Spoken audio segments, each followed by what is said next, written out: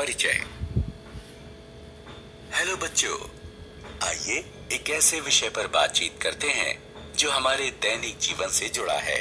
आपकी माँ। परिचय। हेलो बच्चों, आइए एक ऐसे विषय पर बातचीत करते हैं जो हमारे दैनिक जीवन से जुड़ा है।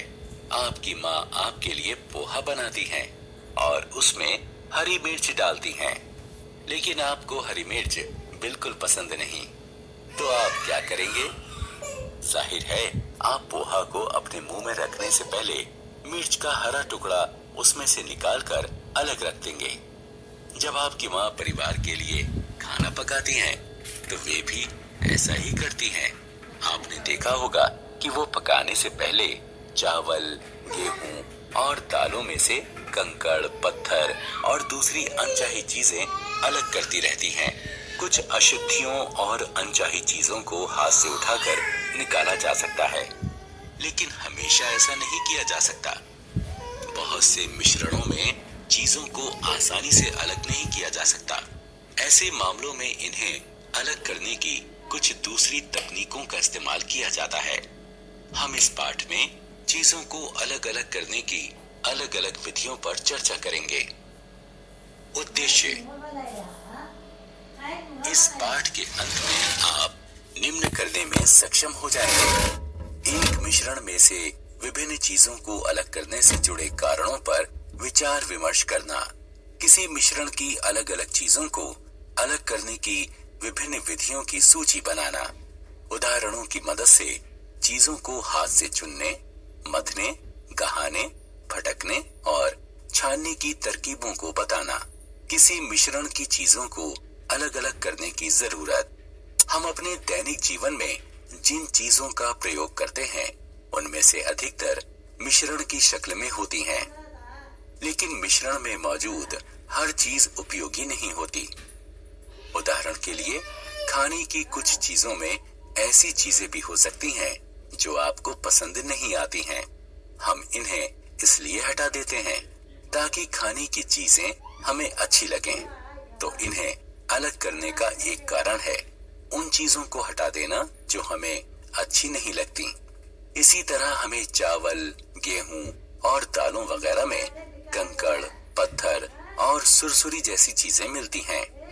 हम खाने की इन चीजों में से हमारे शरीर के लिए नुकसानदायक चीजों को पकाने से पहले निकाल देते हैं।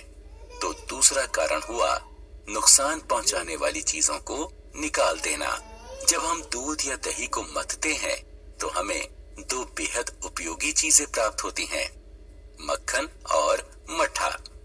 तो किसी मिश्रण में मौजूद चीजों को अलग अलग करने का तीसरा कारण है शुद्ध और उपयोगी चीजों को प्राप्त करना। चीजों को अलग करने के तरीके। आपको चीजों को अलग अलग करने के तरीकों के बारे में जरूर कुछ न कुछ पता होगा। आपने अपने दैनिक जीवन में इनमें से कुछ तरीकों को प्रयोग किया होगा। आपने अपने दैनिक जीवन में इनमें से कुछ तरीकों का प्रयोग किया होगा। आइए किसी मिश्रण में मौजूद चीजों को अलग अलग करने के लिए जिन तरीकों का इस्तेमाल होता है, उनमें से कुछ की सूची बनाएं। हाथ से चुनना, मथना, गहाना, फटकना, छानना। अलग अलग करने का क्या तरीका चुना जाए, ये उस चीज के भौतिक गुण धर्मों पर निर्भर करता है। अलग करने के तरीके। हाथ से चुनना। आपकी माँ गेहूं, चावल और दालों से कंकड़, पत्थर और अन्य अशुद्धियों को कैसे अलग करती हैं? वो एक एक करके उन्हें हाथ से चुन लेती हैं।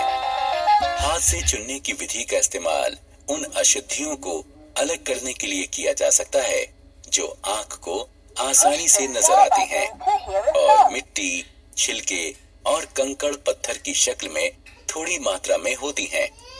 अलग करने के तरीके। मथना। बच्चों, ये मक्खन है। क्या आप जानते हैं कि मक्खन कैसे बनता है? जब किसी मटके में दूध को तेजी से भिगोया जाता है, तो मक्खन निकलता है। जो तरल पदार्थ पीछे रह जाता है, वह स्वादिष्ट और पोषक मट्ठा होता है। जिसे बहुत से लोग गर्मियों में पीना बहुत पसंद करते हैं। तो आपने देखा कि जब अलग करने के इस तरीके को अपनाया जाता है तो दूध में से दो अलग अलग उपयोगी चीजें निकलती हैं। अलग करने के तरीके। गहाना। आपने फसल कटाई के बाद खेतों में गेहूं या धान के बड़े बड़े बंडल देखे होंगे। क्या आपने कभी सोचा है कि कोई किसान किस तरह इन बालियों से अनाज को अलग करता है? जब गेहूं या चावल की फसल कट जाती है तो किसान इन बालियों को एक साथ बांधकर उनके बंडल बना देता है। इसके बाद वो उन बंडलों को धूप में सूखने के लिए छोड़ देता है। जब ये बालियां पूरी तरह सूख जाती हैं तो किसान दानों को अलग करने के लिए इन्हें सख्त जमीन पर पीटता है। दानों को बालियों से अलग करने की इस प्रक्रिया को गहाना कहते हैं। बैलों और थ्रेशर कही जाने वाली मशीनों का इस्तेमाल इस काम के लिए किया जाता है। अलग करने के तरीके। फटकना। आपने जब रेलगाड़ी में यात्रा की होगी तो ग्रामीण इलाकों में आपने महिलाओं को ऊंचाई पर खड़े होकर एक टोकरी को अपने सिर के ऊपर लगातार हिलाते देखा होगा। ये महिलाएं हवा की मदद लेकर अनाज से छिलके और अन्य हल्की अशुद्धियों को दूर करती हैं। अनाज क्योंकि भारी होता है इसलिए वह एक ढेर में जमीन पर गिरता जाता है। हल्के वजन की अशुद्धियों को हवा के जरिए अनाज से दूर करने की इस प्रक्रिया को फटकना कहते हैं। अलग करने के तरीके। छानना। बच्चों, क्या आपने अपनी माँ को आटे में से चोकर और अन्य अशुद्धियों को दूर करते देखा है? वो एक छन्नी की मदद से महीन आटे को मोटे चोकर से अलग करती हैं। किसी मिश्रण से अलग अलग आकार की ठोस चीजों को अलग करने की तकनीक को छानना कहते हैं। इस विधि में मिश्रण को एक छन्नी में रखकर हिलाया जाता है। छोटे कण छन्नी के छेदों में से नीचे रखे बर्तन में गिर जाते हैं और इस प्रकार बड़े कण छन्नी में ही बचे रह जाते हैं। सारांश। आइए हमने जो कुछ सीखा है उसे संक्षेप में दोहराएं। किसी मिश्रण के अलग अलग तत्वों को इसलिए अलग अलग किया जाता है ताकि ऐसी चीजों को अलग किया जा सके जिनकी जरूरत नहीं है और जो नुकसानदेह हैं, और उपयोगी चीजें प्राप्त की जा सकें। किसी मिश्रण में मौजूद चीजों को अलग अलग करने की सामान्य विधियां हैं। हाथ से चुनना, गहाना, फटकना और छानना। हाथ से चुनना वो तरीका है जिसमें आंख को नजर आने वाली अशुद्ध चीजों को अलग किया जाता है और ये चीजें थोड़ी मात्रा में होती हैं। मथने से तात्पर्य दूध या दही को बिलोने से है ताकि मक्खन बनाया जा सके।